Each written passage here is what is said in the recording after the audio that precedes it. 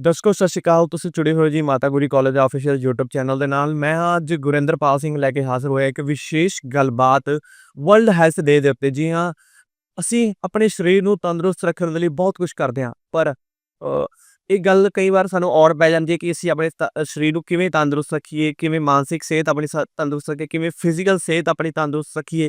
ਸੋ ਬਹੁਤ ਸਾਰੇ ਤਰੀਕੇ ਅਪਣਾਉਂਦੇ ਹਾਂ, ਪਰ ਅਸੀਂ ਫਿਰ ਵੀ ਰੱਖ ਨਹੀਂ ਪਾਉਂਦੇ। ਸੋ ਤਮਾਮ ਗੱਲਾਂ ਦੇ ਉੱਤੇ ਅਸੀਂ ਚਰਚਾ ਕਰਾਂਗੇ। ਅੱਜ ਅਸੀਂ ਸੱਦਾ ਦਿੱਤਾ ਹੈ ਜੀ ਅੱਜ ਵਿਸ਼ੇਸ਼ ਗੱਲਬਾਤ ਦੇ ਲਈ ਵਰਲਡ ਹੈਲਥ ਡੇ ਦੇ ਉੱਤੇ ਪ੍ਰੋਫੈਸਰ ਅਜੇ ਜੀ ਨਾਲ। ਸੋ ਪ੍ਰੋਫੈਸਰ ਅਜੇ ਜੀ, ਤੁਹਾਡਾ ਅੱਜ ਸਾਡੇ ਪ੍ਰੋਗਰਾਮ ਦੇ ਵਿੱਚ ਨਿੱਘਾ ਜੀ ਆਇਆਂ, ਸਵਾਗਤ ਹੈ। ਸੋ ਜਿਵੇਂ ਕਿ ਅਸੀਂ ਗੱਲਬਾਤ ਕਰਾਂਗੇ ਅੱਜ ਜੀ ਵਰਲਡ ਹੈਲਥ ਡੇ ਦੇ ਉੱਤੇ। ਸੋ ਅਸੀਂ ਬਹੁਤ ਸਾਰੇ ਦਿਨ ਮਨਾਉਂਦੇ ਹਾਂ, ਸੋ ਅੱਜ ਇਹ ਦਿਨ ਅਸੀਂ ਮਨਾ ਰਹੇ ਹਾਂ। ਸੋ ਪਹਿਲਾਂ ਤਾਂ ਅਸੀਂ ਆਪਣੇ ਦਰਸ਼ਕਾਂ ਨੂੰ ਅੱਜ ਦੇ ਖਾਸ ਦਿਵਸ ਦੀਆਂ ਬਹੁਤ ਬਹੁਤ ਵਧਾਈਆਂ ਦਿੰਦੇ ਹਾਂ। ਸੋ ਸਰ, ਸਾਡੇ ਤੁਸੀਂ ਦਰਸ਼ਕਾਂ ਨੂੰ ਇਹ ਦੱਸੋ ਕਿ ਜਿਹੜੀ ਅੱਜ ਦੀ ਥੀਮ ਹੈ ਵਰਲਡ ਹੈਲਥ ਡੇ ਦੇ ਉੱਤੇ ਇਸ ਸਾਲ ਦੀ ਕੀ ਹੈ? इस साल के लिए अगर वर्ल्ड हेल्थ डे की थीम की बात करें तो healthy beginning hopeful future world health organization ने हमें की है।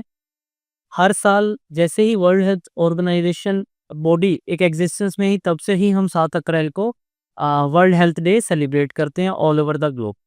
तो इसका मेन मोटिव रहता है कि सभी जो भी रेजिडेंट हैं डिफरेंट डिफरेंट ज्योग्राफी के, उनका सबका एक हेल्दी लॉन्गेविटी की तरफ एक अच्छा स्वास्थ्य के साथ जीवन यापन हो, ये मेन मोटिव रहता है।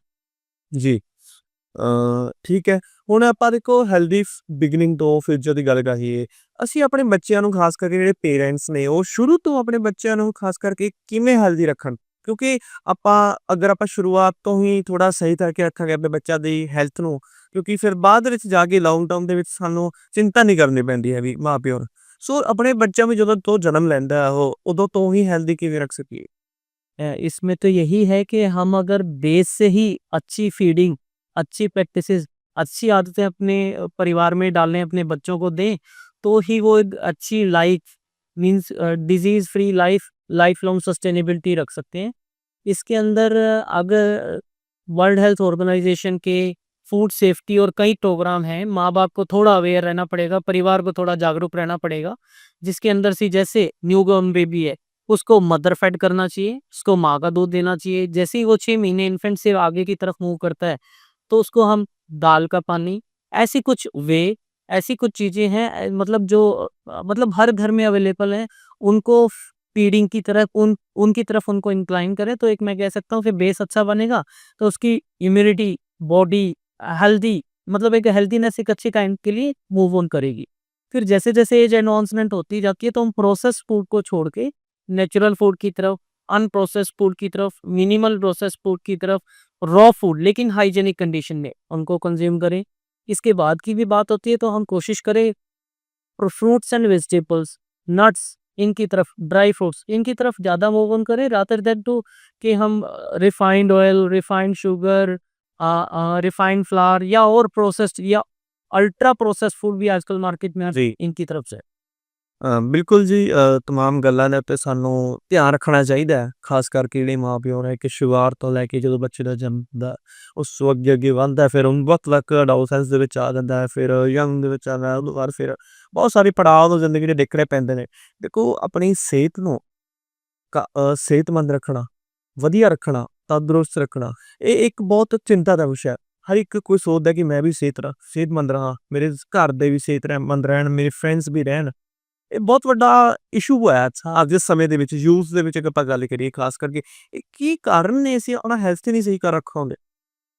मैं इसमें यही बोलना चाहूँगा कि सभी जो इवन प्रोड्यूस हो रहा है, चाहे वो हमारे पास दूध है, चाहे हमारे पास फल और सब्जियां हैं, चाहे हमारे सारे अनाज हैं, जी। आप देखिए सभी के सभी अडल्ट्रेटेड हो। और ये अडल्ट्रेशन किस लिए हो रही है? या तो मीन्स उनको पूरा उनकी पैदाइश का पूरा पैसा नहीं मिल पा रहा, सो दैट वो यील्ड के लिए और रेवेन्यू अर्निंग के लिए इस तरह की प्रैक्टिसेस में जा रहे हैं। आप दूध देखिए तो किस लेवल की अडल्ट्रेशन हो रही है, उसमें पेस्टिसाइड्स हैं, उसमें फर्टिलाइजर हैं, उसमें फॉर्मेलिन है, कुछ केमिकल्स हैं, नमक है, शुगर है, मीन्स ऐसी ऐसी चीजें डाल रहे हैं कि जो लेटर ऑन कार्सिनोजेनिक जाएंगी। जी। तो हमारी हेल्थ सीज होती है इससे। बिल्कुल। दूसरी तरफ अगर हम अनाज को देखें, तो अनाजों की तरफ अगर इसको कंसिडरेशन में लें, तो उन सब में बड़ी भरपूर मात्रा में पेस्टिसाइड और फर्टिलाइजर लग रहे हैं, जिसका रिजल्ट क्या आएगा कि मेरे को पर एकड़ से उपज बहुत ज्यादा मिल रही है। क्यों? जितनी ज्यादा उपज होगी, ऑब्वियसली उतने मुझे मार्केट शेयर, मार्केट रेवेन्यू या मॉनेटरी बेनिफिट होंगे ज़िमीदार को। ये नहीं देखा जा रहा कि कितना हेल्दी हम फूड स्टफ प्रिपेयर करके, बना के, प्रोड्यूस करके मार्केट में निकाल रहे हैं। इतना पेस्टिसाइड, फर्टिलाइज़र आ रहा है कि अनाजों में, तो वो कहीं न कहीं हमारी फूड चेन का पार्ट बनता है और फिर लेटर ऑन लास्टली फिर कार्सिनोजन पे जाता है और कई डेडली डिसीज़ कैज़ुअल्टी तक लेके जाता है। इसी तरह फ्रूट्स एंड वेजिटेबल में आ रहे हैं तो फ्लावरिंग इंड्यूस करने के लिए हार्मोन डल रहे हैं, ऑक्सीटोसिन का इंजेक्शन लग रहा है, नेक्स्ट डे फ्लावरिंग होगी, फ्लावरिंग आ रही है तो फिर ऑक्सीटोसिन लग रहा है सो दैट फ्रूटिंग आ जाए, फ्रूटिंग आ रही है तो फिर मतलब इंजेक्ट हो रहे हैं हार्मोन्स या उसके पेस्टिसाइड फर्टिलाइजर आ रहे हैं कि उनका साइज एनफ हाई हो जाए, लार्ज हो जाए सो दैट उनको ये मेन कंसिडरेशन यूं है कि बस रेवेन्यू की तरफ भाग रहे हैं, उनका क्या साइड इफेक्ट होगा। और ये साइड इफेक्ट सिर्फ कंज्यूमर्स को नहीं जा रहा, ये पूरी फूड चेन है, इसका अल्टीमेटली इम्पैक्ट जिम्मेदारों पे, किसानों पे, कंज्यूमर्स पे, यूजर्स पे, पूरी फूड चेन में, एनिमल्स पे, सभी पे फूड चेन का जो लाइफ साइकिल है उसके जितने भी कंपोनेंट्स हैं, मैं कहता हूँ कंप्लीट हब या एनवायरनमेंट है, उन सबको इस चीज से झेलना पड़ेगा। फिर झेलना भी पै रहा है। जी, फिर ऐसे क्या है, कहीं ना कहीं आपस में सब जुड़े हुए हैं। ਜੀ, ਜੀ। ਸੋ ਦੇਖੋ ਤੁਸੀਂ ਬਹੁਤ ਸਾਰੇ ਕਾਰਨ ਦੱਸੇ ਜਿਹਦੇ ਨਾਲ ਇਹ ਸਾਰਾ ਹੈਲਥ ਸਾਡਾ ਖਰਾਬ ਹੋ ਰਿਹਾ ਹੈ, ਪਰ ਸਮਝਦਾ ਕੋਈ ਨਹੀਂ ਹੈਗਾ। ਅਸੀਂ ਕੋਸ਼ਿਸ਼ ਹੀ ਨਹੀਂ ਕਰਦੇ ਕਿ ਅਸੀਂ ਆਪਣਾ ਇਹ ਸਭ ਚੀਜ਼ਾਂ ਨੂੰ ਛੱਡ ਕੇ ਕੋਈ ਹੋਰ ਅਲਟਰਨੇਟਿਵ ਅਪਣਾਈਏ। ਪਰ ਕਿਤੇ ਨਾ ਕਿਤੇ ਸਾਡੀ ਗਵਰਨਮੈਂਟ ਦੇ ਇੰਸਟੀਟਿਊਸ਼ਨਸ ਲਗਾ ਲਓ ਜਾਂ ਫਿਰ ਬਹੁਤ ਸਾਰੇ ਇਦਾਂ ਦੇ ਪ੍ਰਾਈਵੇਟ ਇੰਸਟੀਟਿਊਸ਼ਨ ਨੇ, ਉਹ ਥੋੜਾ ਸਟੈਪ ਅਪ ਕਰ ਰਹੇ ਨੇ। हाँ, स्टेप अप कर रहे हैं, एफएसएसएआई के आने से चीजें बहुत हद तक रिफाइन हुई हैं, बट अभी भी बहुत लेवल पे हमें इसको स्टेप अप और होने की, करने की ज़रूरत है। कुछ जागरूकता हमारे कंज्यूमर या यूज़र ही उसको परचेज़ नहीं करेंगे या इन चीज़ों में अवेयर हो गई तो हम बेटरमेंट पे जाएँगे। हमारे पास हमारे डिस्ट्रिक्ट लेवल पे अगर ऐसी लैबोरेटरी फैसिलिटीज़ अवेलेबल होगी तो शायद हमें पता लगेगा, चाहे वो मिट्टी की गुणवत्ता की बात है, जी, चाहे वो मेरे फ्रूट्स एंड वेजिटेबल की बात है, चाहे मेरे पानी और दूध की गुणवत्ता की जाँच की बात है। अगर सब चीज़ें हमारे पास एक लेवल पे अगर ये मिलेगी जी, तो उस जैसा तो कोई मतलब वो चीज़ ही नहीं है और हम बहुत अच्छी तरह तक इन चीज़ों से रिफाइनमेंट पे लिए। जी। ਉਹ ਸੋਨੇ ਦੇ ਸੁਹਾਗੇ ਵਾਲਾ ਕੰਮ। बिल्कुल, बिल्कुल ऐसा ही हो। ਜੀ। ਹੁਣ ਸਾਡੇ ਦਰਸ਼ਕ ਜਾਣਨਾ ਚਾਹੁੰਦੇ ਨੇ ਕਿ ਬੈਲੈਂਸ ਡਾਈਟ ਕੀ ਹੋਣੀ ਚਾਹੀਦੀ ਹੈ? ਤੁਹਾਡੇ ਮੁਤਾਬਿਕ ਸਰ ਇੱਕ ਸੰਤੁਲਿਤ ਖੁਰਾਕ ਜਿਹਨੂੰ ਆਪਾਂ ਪੰਜਾਬੀ ਤੇ ਕਹਿੰਦੇ ਆ, ਕੀ ਹੈ ਜੀ? बैलेंस डाइट के लिए एक फूड पिरामिड चार्ट आता है। फूड पिरामिड अगर मैं बोलूँ तो पिरामिड की शेप में एक चार्ट प्रिपेयर किया हुआ है। आप देख सकते हैं कि ये ट्रायंगल नीचे से चौड़ा है और ऊपर से टेपर है। जी, जितना चौड़ाई चीज़ें में नीचे रखी है हमने, फ्रूट्स, वेजिटेबल, फिर ड्राई फ्रूट्स, फिर मिल्क एंड मिल्क प्रोडक्ट, और अल्टीमेटली जितना टिक पे जाएंगे वो टेपर है बिल्कुल पॉइंटेड हो जाएगा। अगर उसके देखें तो वहाँ पर सिर्फ फैट्स एंड ऑयल्स, ये बड़ी मोटी सी बात समझाता है कि नीचे फ्रूट्स एंड वेजिटेबल हमें मैक्सिमम डाइट अपनी फ्रूट्स एंड वेजिटेबल, फिर अनाजों पे, फिर ड्राई फ्रूट्स पे, इन पे रखनी चाहिए, मिल्क एंड मिल्क प्रोडक्ट्स पे। लास्ट ऑन जाते-जाते हमारे पास सिर्फ फैट्स एंड ऑयल, वो लीस्ट टू लीस्ट हमें अपनी यूटिलाइजेशन में लेके आना चाहिए। क्योंकि एक बार ओबीस हो गए, ओबीस होने के बाद हमें शुगर भी बढ़ेगा, हमें बीपी भी बढ़ेगा, हम कार्सिनोजन नहीं होंगे, हमें इसके साथ कई और डेडली डिसीज़ हैं जो कैज़ुअल्टी तक लेके जाती हैं, या मैं कह सकता हूँ कि cardiovascular disease, coronary heart disease, ये सब चीज़ें लगती हैं और फिर एक बार एक चीज़ लगी तो उन चीज़ों से निजात पाना बड़ा टफ हो जाता ਬਿਲਕੁਲ ਜੀ। ਇੱਕ ਵਾਰ ਸਾਨੂੰ ਕਹਿੰਦੇ ਵੀ ਇਹ ਲੱਤ ਲੱਗ ਜੇ ਤਾਂ ਫਿਰ ਸਾਨੂੰ ਛੱਡਣਾ ਮੁਸ਼ਕਿਲ ਹੋ ਜਾਂਦਾ ਹੈ। ਕੋਈ ਵੀ ਚੀਜ਼ ਹੋਵੇਗਾ ਨਾ, ਕੋਈ ਵੀ ਮਾੜੀ ਆਦਤ ਹੋਵੇਗਾ ਨਾ, ਕਿਉਂਕਿ ਆਦਤਾਂ ਮਾੜੀਆਂ ਜੇਕਰ ਸਾਨੂੰ ਲੱਗ ਜਾਣ ਤਾਂ ਛੱਡਣੀਆਂ ਬੜੀਆਂ ਔਖੀਆਂ ਹੋ ਜਾਂਦੀਆਂ ਹੈ। ਤਾਂ ਮੇਰਾ ਖਿਆਲ ਤੁਹਾਡੇ ਮੁਤਾਬਿਕ ਇੱਕ ਪੇਰੈਂਟ ਨੂੰ ਖਾਸ ਕਰਕੇ ਇੱਕ ਆਪਾਂ ਅਗਰ ਕਾਮਨ ਮੈਨ ਦੀ ਵੀ ਗੱਲ ਕਰੀਏ, ਉਹ ਆਪਣੇ ਬੱਚਿਆਂ ਨੂੰ ਕਿਹੜੀਆਂ ਗੱਲਾਂ ਸਿਖਾਉਣ ਵੀ ਤੁਸੀਂ ਬੱਚੇ ਇਹ ਖਾਣਾ ਹੈਗਾ, ਇਹ ਖਾਣਾ, ਇਹ ਨਹੀਂ ਖਾਣਾ। ਅੱਜ-ਕੱਲ੍ਹ ਬਹੁਤ ਸਾਰੇ ਮਾਪੇ ਟੋਕਦੇ ਨੇ ਆਪਣੇ ਘਰਾਂ ਦੇ ਵਿੱਚ ਵੀ ਤੁਸੀਂ ਫਾਸਟ ਫੂਡ ਨਹੀਂ ਖਾਣਾ ਜਾਂ ਘਰ ਦਾ ਬਣਿਆ ਖਾਣਾ ਹੈ। ਪਰ ਜੇਕਰ ਆਪਾਂ ਘਰ ਦਾ ਵੀ ਖਾਂਦੇ ਫਿਰ ਵੀ ਸਾਨੂੰ ਕਿਤੇ ਨਾ ਕਿਤੇ ਹੋ ਜਾਂਦੀ ਹੈ ਕੋਈ ਇਨਫੈਕਸ਼ਨ ਜਾਂ ਸਾਡੇ ਜਾਂ ਫਿਰ ਸਟਮਕ ਦੀ ਇਨਫੈਕਸ਼ਨ ਹੋ ਗਈ ਜਾਂ ਲੀਵਰ ਦੀ ਇਨਫੈਕਸ਼ਨ ਹੋ ਗਈ, ਫਿਰ ਵੀ ਅਸੀਂ ਡਾਕਟਰਾਂ ਦੇ ਚੱਕਰ ਲਾਉਂਦੇ। ਤੁਹਾਨੂੰ ਕੀ ਲੱਗਦਾ ਕਿ ਅਗਰ ਆਪਾਂ ਘਰ 'ਚ ਬਣਾ ਕੇ ਖਾਈਏ ਫਿਰ ਵੀ ਠੀਕ नहीं है? मैं बनाना तो मैं बनाने के लिए तो मना ही करता हूँ। मैंने बोला ना कि मिनिमल प्रोसेस फूड, प्रोसेसिंग कम से कम करें। हमारे पास प्रोड्यूस आ रहा है फ्रेश, चाहे वो रूट ट्यूबर्स है, चाहे वो ज़मीन से उखाड़ने वाली गाजर है, जी मूली है, हाइजीनिक करें, साफ़ करें। अगर वो ऊपर लगने वाला फूल फल है तो उसको उसी अकॉर्डिंग धोएं।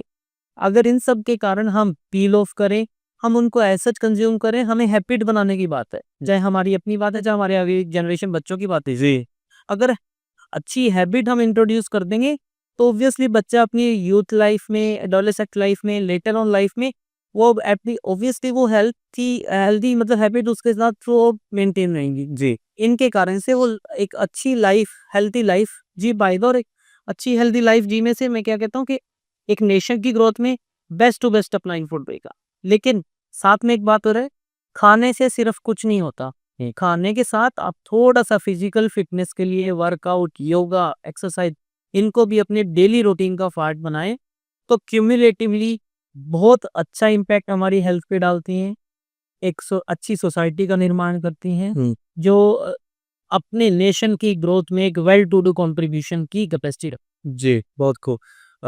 ਤੁਸੀਂ ਉਹ ਗੱਲ ਕੀਤੀ ਕਿ ਸਾਨੂੰ ਐਕਸਰਸਾਈਜ਼ ਕਰਨੀ ਚਾਹੀਦੀ ਹੈ। ਤੁਹਾਡੇ ਮੁਤਾਬਿਕ ਨਾਰਮਲ ਪਰਸਨ ਵੈਸੇ ਇਹ ਗੱਲ ਫਿਜ਼ੀਕਲ ਫਿਟ ਖਾਸ ਕਰਕੇ ਸਪੋਰਟਸ ਪਰਸਨ ਨੂੰ ਪੁੱਛਣੀ ਜੇ ਫਿਰ ਵੀ ਤੁਹਾਨੂੰ ਪੁੱਛ ਰਹੇ ਕਿ ਤੁਹਾਡੇ ਮੁਤਾਬਿਕ ਖਾਣ-ਪੀਣ ਤੋਂ ਬਾਅਦ ਇਲਾਵਾ ਆਪਾਂ ਕਿੰਨੀ ਕੁ ਐਕਸਰਸਾਈਜ਼ ਇੱਕ ਰੋਜ਼ਾਨਾ ਇੱਕ ਨॉर्मल पर्सन करते इसमें तो बस एक डेली रूटीन की अपनी हैबिट बनाएं कि मॉर्निंग इवनिंग का जॉगिंग, हल्की सी रनिंग या कुछ स्ट्रेच होते हैं जिनको करें। और अगर अगर इस चीज़ के लिए आपके पास टाइम है, क्योंकि बड़ी हसल वसल और स्ट्रेसफुल लाइफ सबकी चल रही है, उन सब चीज़ों में अगर 15 मिनट 20 मिनट मैं योगा के लिए अपने पास रख लूँ, जो अपने घर के किसी भी कोने में कमरे में बैठ के मेडिटेशन किया जा सकता है, योगा किया जा सकता है, उस स्ट्रेस को भी बहुत हद तक रिलीव करता है। और नो डाउट उन चीज़ों का इम्पैक्ट आपके फेस से, आपकी बॉडी से, आपके डाइजेस्टिव सिस्टम से, इन सब चीज़ों से ਨੇ अच्छा लगता है। ਦੇਖੋ ਫਿਜ਼ੀਕਲ ਹੈਲਥ ਨੂੰ ਤਾਂ ਆਪਾਂ ਤਮਾਮ ਗੱਲਾਂ ਨਾਲ ਸਹੀ ਕਰ ਲਾਂਗੇ ਪਰ ਮੈਂਟਲ ਹੈਲਥ ਨੂੰ ਕਰਨਾ ਬੜਾ ਔਖਾ ਜਿਹਾ ਕੰਮ ਹੈ। ਹਰ ਕੋਈ ਸੋਚਦਾ ਕਿ ਸਾਡਾ ਅਗਰ ਅਸੀਂ ਫਿਜ਼ੀਕਲ ਫਿਟ ਰਹੀਏ ਤਾਂ ਅਸੀਂ ਮੈਂਟਲੀ ਫਿਟ ਵੀ ਰਹੀਏ। ਬਹੁਤ ਸਾਰੀਆਂ ਪ੍ਰੋਬਲਮ ਨੇ ਸਟ੍ਰੈਸ, ਐਂਜ਼ਾਇਟੀ, ਡਿਪਰੈਸ਼ਨ, ਟੈਨਸ਼ਨ ਬਹੁਤ ਸਾਰਾ ਕੁਛ ਕਿਉਂਕਿ ਬਿਜ਼ੀ ਸਕੇਡਿਊਲ ਹੈ ਸਭ ਦਾ। ਸੋ ਉਹ ਆਪਾਂ ਮੈਂਟਲ ਹੈਲਥ ਨੂੰ ਕਿਵੇਂ ਸਹੀ ਕਰੀਏ? मैंने इसके लिए बोला, अगर इसको मैं योगासन एक्सरसाइज में फिजिकल फिटनेस से देखूं, तो मेरे पास एक बेस्ट टू बेस्ट वे है योगासन की, जो कहीं ना कहीं भारत की ही देन है अभी पूरे विश्व को। जी, अगर इसको फूड से रिलेट करूं, तो नो डाउट फूड में भी ऐसी कई हमारे पास ऑप्शंस हैं जिससे मैं स्ट्रेस को रिलीव कर सकता हूं। हमारे पास ग्रीन टी, तुलसी, लेमन टी, कुछ मशरूम्स हैं जैसे कॉर्डिसेप्स मशरूम हमारे पास। हम भारत में टॉपेस्ट है मसाला प्रिपेयर करने में। उनके अंदर अगर बात करो तो दालचीनी, जी, लौंग जी, और कुछ हर्ब्स हैं, अश्वगंधा, ये सर्पगंधा, शतावरी, ये वो चीजें हैं जो हमें स्ट्रेस फ्री रिलीफ की तरफ मूव ऑन कराती है। जी, तो योगासन, एक्सरसाइज, मेडिटेशन और इधर से इस तरह के खाने का समावेश या एक्सट्रैक्ट बना के काढ़ा लेके पीना हमें स्ट्रेस से, डिप्रेशन से, एंजाइटी से, जैसा आप लोगों ने बोली, जी, तो हम सबसे रिलीफ करती है। जी, बिल्कुल। ਦੇਖੋ तमाम ਗੱਲਾਂ ਦਾ ਆਪਾਂ ਨੇ ਆਪਾਂ ਚਰਚਾ ਕੀਤੀ ਖਾਸ ਕਰਕੇ ਅੱਜ ਹੈ ਨਾ। ਸੋ ਆਪਣੇ ਹੈਲਥ ਨੂੰ ਕਿਵੇਂ ਸਹੀ ਰੱਖਿਆ ਜਾਵੇ। ਤਾਂ ਅਬੇ ਜਾਂਦੇ ਕਿ ਅਖੀਰ ਦੇ ਵਿੱਚ ਮੈਂ ਹੋਰ ਮੇਰੇ ਜ਼ਿਹਨ 'ਚ ਕੁਐਸਚਨ ਆ ਰਹੇ ਕਿ ਆਪਾਂ ਹੋਰ ਇੱਕ ਹੋਰ ਕੁਐਸਚਨ ਪੁੱਛਾਂ। ਇੱਕ ਜਾਂਦੇ ਕਾਮਨ ਲੇਮੈਨ ਇੱਕ ਆਪਣੇ ਆਪ ਨੂੰ ਕਿਵੇਂ ਤੰਦਰੁਸਤ ਰੱਖ ਸਕਦਾ ਹੈ? मैं being a teacher in the discipline of food यही बोलूँगा कि अपने जीवन में फ्रूट्स एंड वेजिटेबल को उतनी ही तवज्जो दो जितनी आप अनाजों को देते हो। बाहर के खाने को नो डाउट हर लाइफ का पार्ट है एंजॉयमेंट करना, लेकिन वाइजली इन चीज़ों को, समझदारी से इन चीज़ों को करें, बड़ा रेयरली, नो डाउट करें, बड़ा rarely. Physical fitness means exercise, yoga को भी अपनी लाइफ का पार्ट बनाएं। जी, हो सके तो अपनी फील्ड में, अपने खाने में, अपने फूड हैबिट्स में फर्मेंटेड प्रोडक्ट्स जैसे दही है, प्रोबायोटिक योगर्ट्स हैं, जी, जूसेस हैं, स्मूदीज हैं। स्मूदीज एक ऐसा प्रोडक्ट है जिसमें आपके पास nuts, fruits, vegetables, pulses, legume, cereal सब का कॉम्बिनेशन है इन अलोंग विद मिल्क, उसको कंज्यूम करें। और अगर इसके साथ एक चीज़ और को मैं बोलूँगा, इस स्मूदीज के साथ साथ अगर हो सके तो फर्मेंटेड प्रोडक्ट, सैलेड्स वगैरह, ये इसको पूरे बहुतायत में ले। जी, अनाज नो डाउट एक मोटी सी बात है, अनाज फैट का घर है, कार्बोहाइड्रेट का घर है। फ्रूट्स एंड वेजिटेबल फाइबर का घर है। सभी दालें प्रोटीन का घर है। तो इन सब चीज़ों को, इन बेसिक्स नेचर उन सब की जानते हुए ही अपनी रिक्वायरमेंट अगर जिम वो है तो ऑब्वियसली आप प्रोटीन्स की तरफ इंक्लाइन होंगे। आप एनर्जेटिक है तो ऑब्वियसली कार्बोहाइड्रेट। इन सब चीज़ों की बेसिक नेचर को जानते हुए ही उस तरफ इंक्लाइन। ਜੀ। ਸੋ ਤੁਸੀਂ ਅੱਜ ਸਾਡੇ ਨਾਲ ਬਹੁਤ ਸਾਰੀਆਂ ਗੱਲਾਂ ਬਾਤਾਂ ਕੀਤੀਆਂ। ਖਾਸ ਕਰਕੇ ਫੂਡ ਦੀ ਗੱਲ ਕੀਤੀ, ਕਿਹੜਾ ਖਾਣਾ ਚਾਹੀਦਾ, ਕਿਹੜਾ ਨਹੀਂ ਖਾਣਾ ਚਾਹੀਦਾ। ਤੇ ਕਿਵੇਂ ਦੀਆਂ ਸਾਡੀਆਂ ਹੈਬਿਟਸ ਹੋਣੀਆਂ ਚਾਹੀਦੀਆਂ ਨੇ, ਪੇਰੈਂਟਸ ਨੇ ਕਿਵੇਂ ਆਪਣੇ ਬੱਚਿਆਂ ਨੂੰ ਸਮਝਾਉਣਾ ਚਾਹੀਦਾ ਕਿ ਕਿਹੜੀ ਚੀਜ਼ਾਂ ਖਾਣ, ਕਿਹੜੀਆਂ ਨਾ ਖਾਣ। ਬੈਲੈਂਸ ਡਾਈਟ ਦੀ ਵੀ ਗੱਲ ਕਰੀ, ਫੂਡ ਪਿਰਾਮਿਡ ਦੀ ਵੀ ਗੱਲ ਹੋਈ ਅੱਜ 'ਚ। ਸੋ ਇੱਕ ਕਾਮਨ ਪਰਸਨ ਕਿਵੇਂ ਆਪਣੇ ਆਪ ਤੰਦਰੁਸਤ ਰੱਖੇ, ਉਹਦੀ ਗੱਲ ਵੀ ਅੱਜ ਹੋਈ ਹੈ। ਸੋ ਬਹੁਤ ਥੋੜ੍ਹੇ ਜਿਹੇ ਸਮੇਂ ਦੇ ਵਿੱਚ ਤੁਸੀਂ ਗਾਗਰ 'ਚ ਸਾਗਰ ਤਰੇ ਅੱਜ। ਸੋ ਸਾਡੇ ਨਾਲ ਜੁੜਨ ਦੇ ਲਈ, ਖਾਸ ਕਰਕੇ ਗੱਲਬਾਤ ਕਰਨ ਦੇ ਲਈ ਸਰ ਤੁਹਾਡਾ ਬਹੁਤ ਧੰਨਵਾਦ ਜੀ।